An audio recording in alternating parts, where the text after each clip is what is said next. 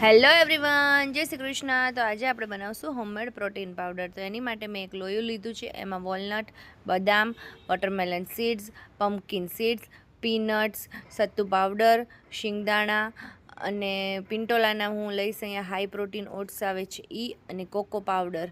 આટલા ઇન્ગ્રીડિયન્ટ્સ લેવાના છે. Sorry, last but not the least, watermelon seeds. હવે બધું એક લોયામાં સરસથી મિક્સ કરી લેવાનું છે અને પછી એને ધીરા ગેસે એકદમ સરસથી રોસ્ટ કરવાનું છે. મેં ગેસ પર રોસ્ટ કર્યું છે. તમે એને એર ફ્રાયરમાં પણ શેકી શકો છો, તમારી ચોઈસ છે. આ પ્રોટીન પાવડર ખૂબ જ સારો હોય છે, હોમમેડ છે. બહારના પ્રોટીન પાવડરમાં વે આવે છે. 18 વર્ષથી ઉપરના બાળકો જ લઈ શકે છે. 18 વર્ષથી નીચેના બાળકોને જો પ્રોટીન પાવડર લેવો હોય તો આવી રીતે ઘરે બનાવી શકો છો. આમાં તમે 2 ટેબલ સ્પૂનમાં તમને 26 ગ્રામ પ્રોટીન મળશે.